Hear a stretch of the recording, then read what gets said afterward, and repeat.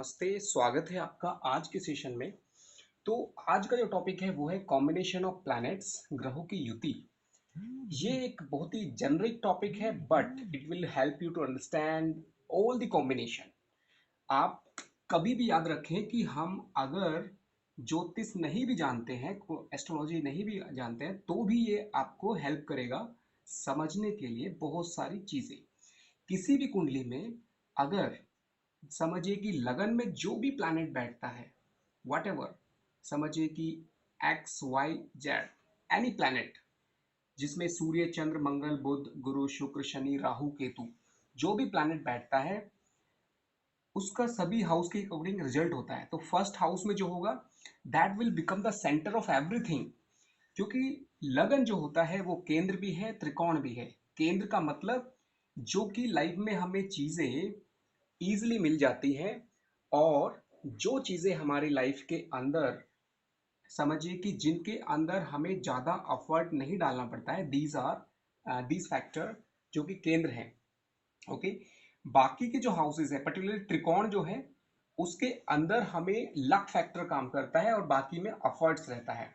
तो एनीवे अभी हम ग्रहों की युति को समझेंगे कि कुंडली में कहीं पर भी अगर दो प्लैनेट बैठे हों या एक दूसरे को देख रहे हों, या फिर कहीं पे जैसे कि एज्यूम, अगर सोचिए कि किसी भी कुंडली में लगन में अगर शुक्र है और साथ में उसको शनि देखता है। शनि अगर यहां पर बैठेगा तो तीसरी दृष्टि से शुक्र को देखेगा। अब इस स्थिति में व्हाट विल हैपन, बेसिकली आपको मैंने पहले बताया था कि ग्रहों की दृष्टि क्या है, फिर भी एक बार रिवाइज कर देता हूँ फटाफट। जो सूर्य है, सूर्य की जो दृष्टि है हमेशा जहां पर बैठता है, सेवंथ पोजीशन है, this is 100% view.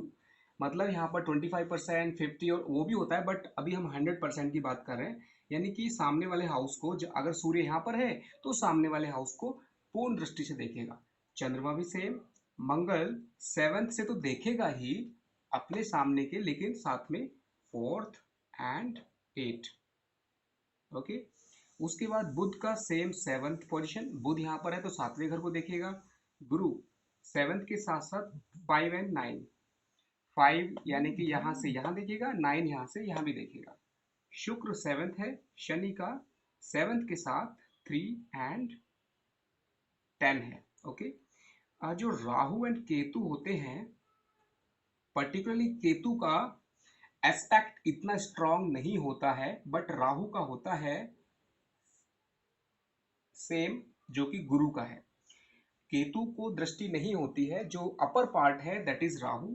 So Ketu is not having that aspect. Ketu is a catalyst and it is amplifying 4 times of everything and it is absorbing the energy from that house। जहां पे भी केतु बैठ जाता है उस हाउस की energy को पूरा एब्जॉर्ब कर लेता है, और वो जो सामने वाला हाउस है और उसके कनेक्टेड जो भी प्लैनेट है उसकी एनर्जी को हमेशा बढ़ा देता है, उस हाउस से मिलने वाले फैक्टर को कम कर देता है। Anyway these are the aspect basically. आगे बढ़ते हैं कि इन एस्पेक्ट को हम कैसे समझ सकते हैं। कुंडली के अंदर अगर कोई भी दो प्लैनेट या तो साथ में बैठ सकते हैं जिसे बोलते हैं कंजक्शन, युति, या फिर दृष्टि हो सकती है जो कि शनि की तीसरी दृष्टि शुक्र पर पड़ती है, या फिर समझिए कि आमने सामने एक दूसरे को देखना। अगर यहाँ पर गुरु है तो this is something mutual aspect. Okay, एक दूसरे को देखना, म्यूचुअल एस्पेक्ट। ओके, तो कुल मिला के एग्जाम्पल मैं देता हूं कि अगर शनि यहां पर बैठकर शुक्र को देखता है तो जो शुक्र के रिजल्ट अकेले शुक्र के मिलने चाहिए, उन रिजल्ट में शनि का प्रभाव पड़ेगा, मिक्स होगा। कैसे होगा, अब आपको हमेशा याद रखना है कि शनि जिसको देखता है उसके ऊपर क्या असर डालता है। एकदम सिंपल देसी भाषा में, शनि जो है हमेशा रेगुलेट करता है, कंट्रोल करता है, कम करता है। यानी कि अगर इंसान शुक्र के वजह से लगन में आने पर शुक्र जो है इंसान ज़्यादा ही बिंदास होगा, ज़्यादा ही समझिए कि लाइक उसका सिस्टमेटिक तरीके से लाइफ डिसिप्लिन नहीं होगी, तो शनि की दृष्टि उस इंसान को सिस्टमेटिक तरीके से डिसिप्लिन कर देती है। जो शुक्र के इफेक्ट होते हैं उसको कम कर देता है शनि और इजीली मीन्स शेड्यूल कर देता है. It is something like a systematic way of Venus. तो कुल मिला के कोई भी ग्रह जब दूसरे को दिखता है तो अपने इफेक्ट को, अपने प्रभाव को छोड़ देता है. ओके, तो this is something one example.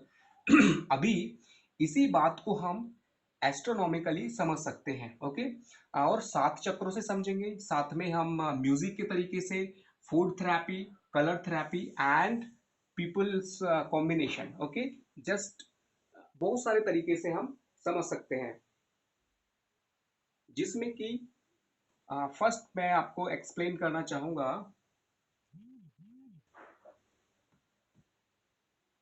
First of all आप एक चीज याद रखें कि ग्रहों की युति को देसी भाषा में पहले समझ लें. नंबर वन, आपने देखा होगा कि जब भी एक ऑप्टिमिस्टिक, समझिए कि आप बहुत ही ऑप्टिमिस्टिक हैं, आशावादी हैं, और आपके पास कोई पेसिमिस्टिक बैठता है. कोई इंसान आशावादी है, अगर ऑप्टिमिस्टिक है यानी कि जुपिटर ओरिएंटेड है, या फिर पॉजिटिव मून है, ओके, या फिर सन है, या समझिए कि इसको हम सीधे एस्ट्रोलॉजिकल एग्जांपल से लेते हैं कि गुरु, बृहस्पति अगर सूर्य के साथ बैठेगा, या फिर समझिए कि शनि है.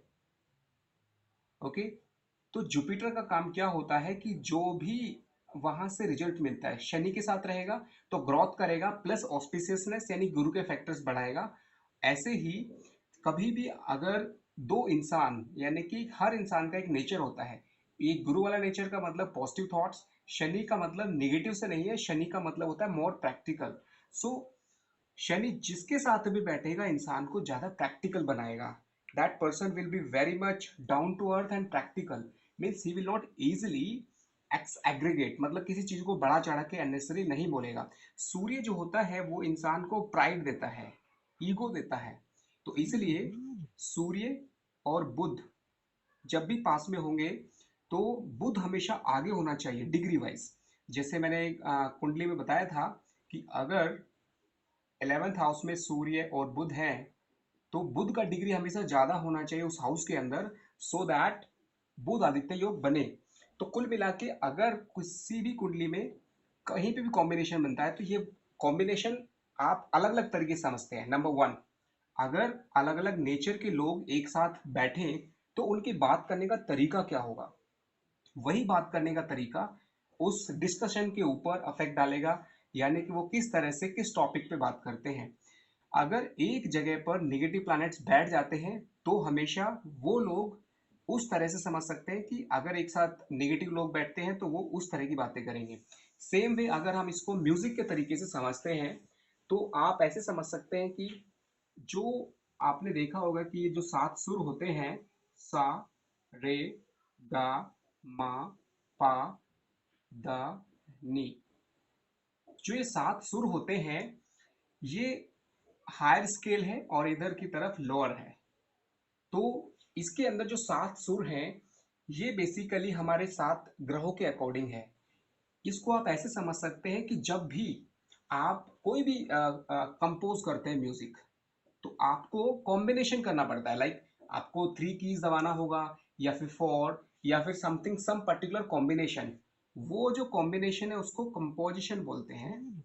तो ये कंपोजिशन एक पर्टिकुलर समझिए कि एक साउंड क्रिएट करेगा.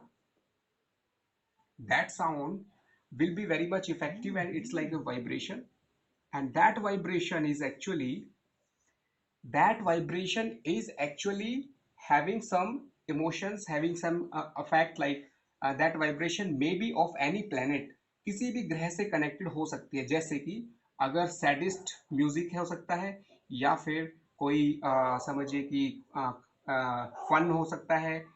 देर are lot of type lot like music outcome of that. Okay, यानी कि म्यूजिक के अंदर हम जो कीज प्रेस करते हैं कॉम्बिनेशन में उसका एक रिजल्ट निकलता है. वो रिजल्ट का एक पर्टिकुलर साउंड होता है जिसका एक अलग म्यूजिक हो सकता है, अलग उसका एनर्जी हो सकता है. सेम वे अगर आप देखेंगे फूड के अंदर,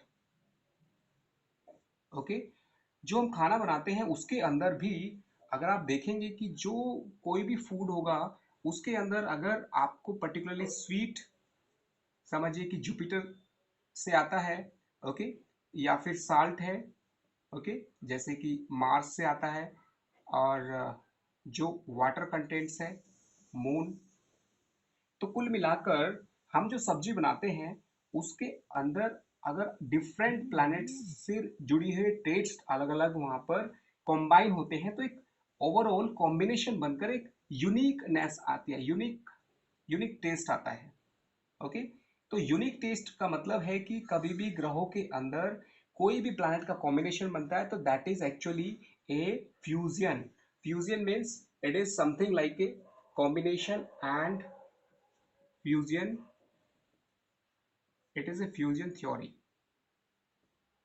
फ्यूजन का क्या होता है, जैसे कि hydrogen plus hydrogen is equal to, जो एटम है अगर दोनों मिलते हैं तो एक मॉलिक्यूल बनता है। तो ये एक तरह से आप देख सकते हैं कि जुड़ना है, ओके। एंड इस चीज को हम म्यूजिक से समझ सकते हैं एंड सेवन चक्रों से समझ सकते हैं। सेवन चक्र से थोड़ा सा आइडिया लेते हैं कि हमारा लाइफ में जो इमोशंस है, एनर्जी है, वो आता है सूर्य से। उसके बाद वो थर्ड आई चक्र यानी कि जो हमारा मून है, जिसको हम थर्ड आई या फिर आज्ञा चक्र बोलते हैं, वहां पर उस चक्र के ऊपर वो एनर्जी आने के बाद बुध मर्क्यूरी जो होता है वो उसको मैनेज करता है, उस थॉट को डिसाइड करता है कि उसको किस तरह से एग्जीक्यूट करना है विशुद्धि चक्र के माध्यम से। उसके बाद अनाहत चक्र पर शुक्र, मणिपुर मंगल, स्वादिष्ठान गुरु और मूलाधार पर शनि। ये जो प्लैनेट हैं ये सभी एक रिदम में काम करते हैं, जैसा थॉट यहां पर क्रिएट होगा, this is the origin, this is the source. यहां पर अगर गुस्से का थॉट आता है, आपका फर्स्ट थॉट, यानी कि आप समझिए कि पर्टिकुलर दिन या फिर particular point of time life में, अगर पॉइंट ऑफ टाइम पर आप बहुत खुश हैं, पॉइंट ऑफ टाइम पर अगर खुश हैं, तो क्या होगा कि यहां से सूर्य से वीनस एनर्जी ट्रांसमिट होगा और वो एनर्जी सभी प्लैनेट को अफेक्ट करेगा और सबसे ज्यादा अनाहत चक्र पर होगा। जब आप पर्टिकुलर टाइम पर सैडिस्ट हैं या परेशान हैं, दुखी हैं, तो समझ सकते हैं कि यहीं से सूर्य से ही वो एनर्जी इनिशिएट होगा। और वो एनर्जी कैसे इनिशिएट होता है, वो इनिशिएट होगा आपकी दो कुंडली के अकॉर्डिंग। जैसे कि आपका जो जन्म कुंडली होगा, लगन कुंडली जिसको हम बोल सकते हैं, दैट इज प्राइमरी, एंड गोचर हमेशा से कॉम्बिनेशन, यानी कि आज का दिन कैसा होगा या फिर पर्टिकुलर टाइम पे क्या घटना घटेगी या फिर आपकी लाइफ में पर्टिकुलर टाइम कैसा रहेगा, वो हमेशा आपका लगन चार्ट जो कि जन्म से बनता है प्लस गोचर transit. Okay, means it is a combination of two energy. One is by birth, means you are born with some by birth talent, by birth, by birth planetary position, and gochar means today's planetary position.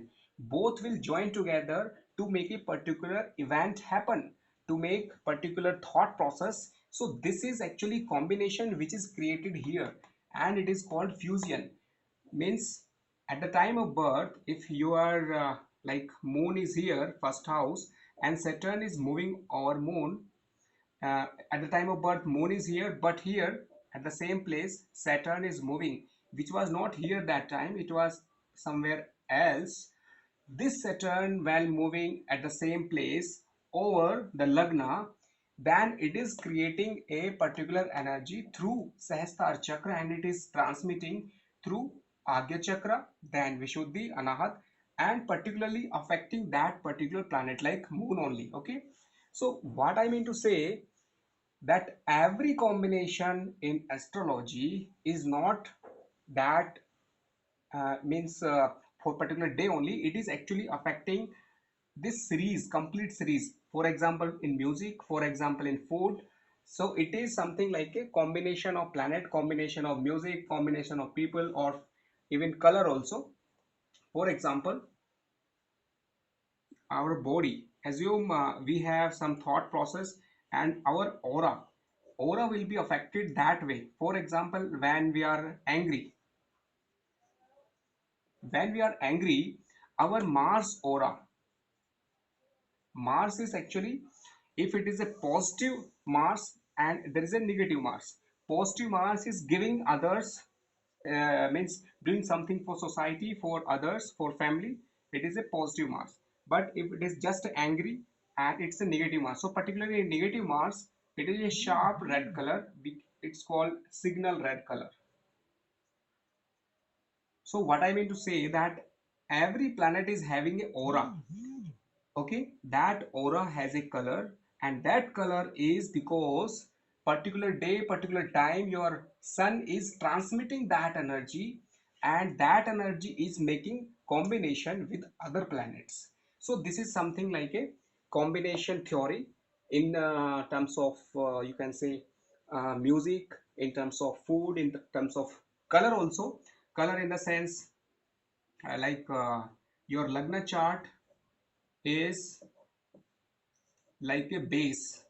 Whenever we are making a drawing, so base color, base drawing, it's made, assume there is any drawing base color, and the gochar is something different situation, and this will impose on this base pattern, base foundation format of your Lagna chart. So basically there are a mixing of two colors, okay, and this mixing is giving result to a different situation.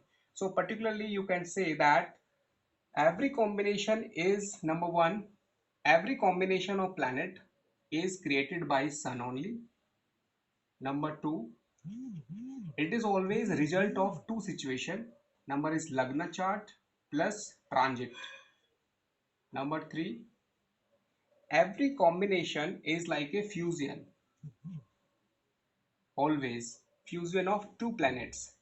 Number four, every combination whatever is giving both results but at different times of degree. जैसे कि मैं इसका example देना चाहूंगा कि समझिए कि मंगल और Shani, Mars and Saturn both are, Mars plus Saturn, either join together or aspecting each other. Sometimes Mars energy will be fluctuating and sometimes Saturn will be fluctuating. So it is a hide and seek situation. Hide and seek means sometimes Mars will be expressing and Mars energy will be more prominent, and it looks that Mars is in action. Sometimes Saturn will be taking more action, so it is something like a two planets are taking action in terms of degree. Okay, that is degree wise we can say, what whichever planet, for example, if Saturn is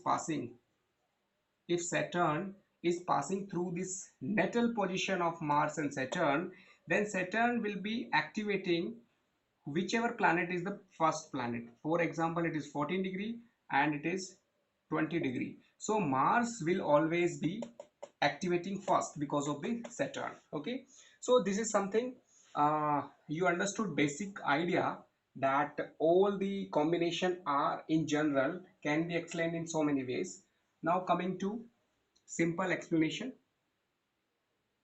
what sun denote in a chart. Wherever, if you see,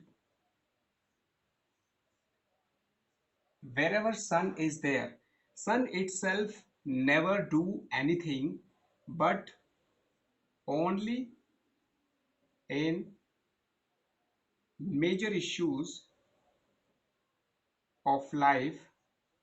For example, somebody got sick, somebody got hospitalized, or somebody is not in good position, and that time sun will take action, and sun will always provide repair and the direction. So if sun is very strong in the horoscope, it always gives repair to the body and it always gives direction in any situation. So sun is like a king, it never do anything anytime in a horoscope until there is a particular situation of support. Okay, so this is something like a emergency support system. And coming to the moon, wherever moon is there in a horoscope, it is always creating emotions.